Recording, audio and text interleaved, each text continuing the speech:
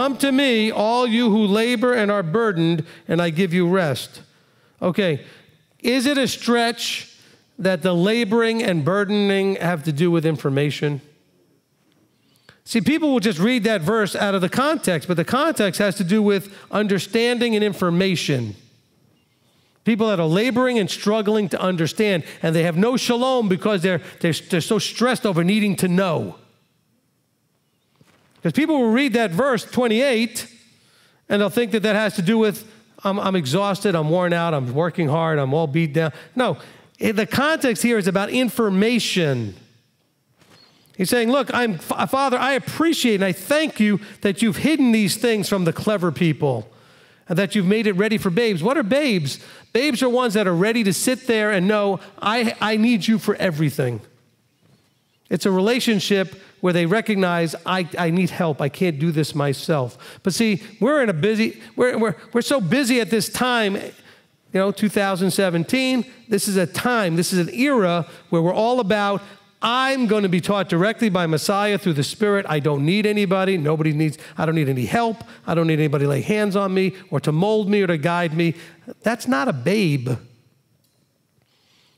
Okay, think about a babe. We've got a newborn in the congregation, just a couple of weeks old. That newborn can't do anything. Can't move even, can't even roll over. I mean, the baby just has not ability to do anything at that point.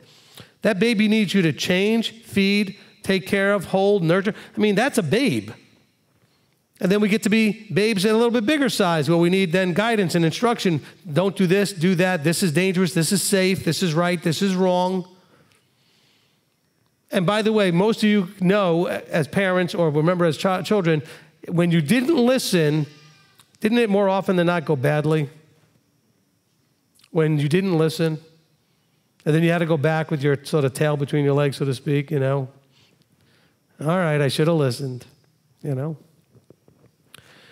I mean, we have a thing that goes on in our house where if somehow I say something or whatever, and then people go and do it anyway, it actually always goes bad. And it's not because I'm a genius, because they'll say to me, well, because you think you're always right? No, because Abba's not going to let it work and going to show you just can't do that.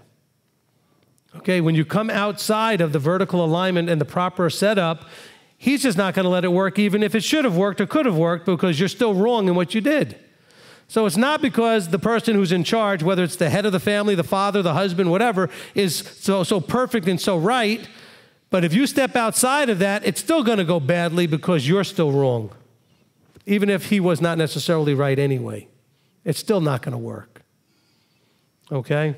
And that's where we have to understand. So he says here, look, he says, Father, I am so glad that you've hidden these things from everybody who thinks they're so smart and so clever and can figure it out for themselves and given it to those that are willing to sit back and be helped and be fed and be nurtured and be guided.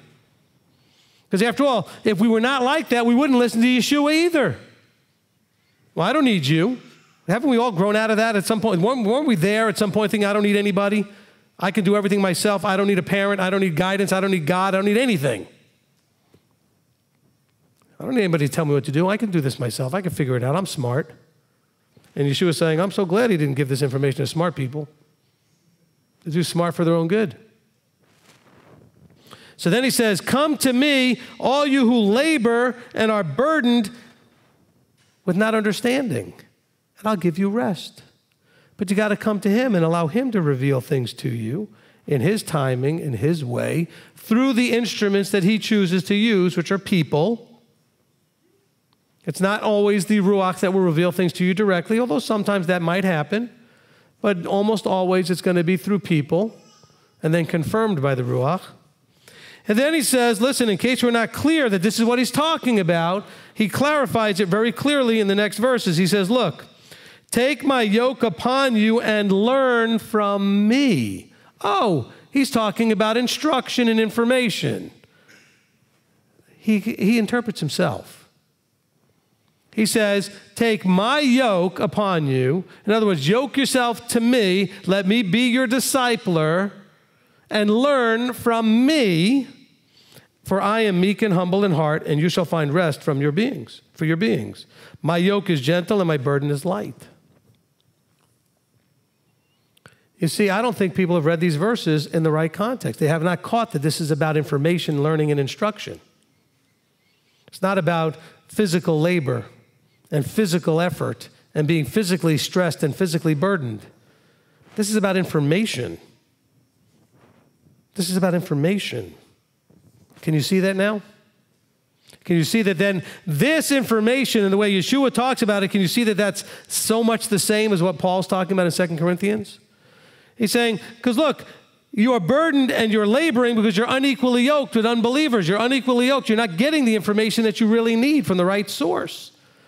He says, unyoke yourself from that and come yoke yourself to me and learn from me. That's what he's saying. Now, by the way, if you're a teacher and you want to disciple, you have to then be also able to say the next words, which is that you have to be meek, humble in heart. You have to be meek and humble in heart. If you're going to be in that role, because if Yeshua is discipling anybody, that means that he wants you to be just like him. And so if we're being discipled by him, that as we teach and disciple others, we need to do it like he did. And how did he do it? He said he did it in a meek and humble heart.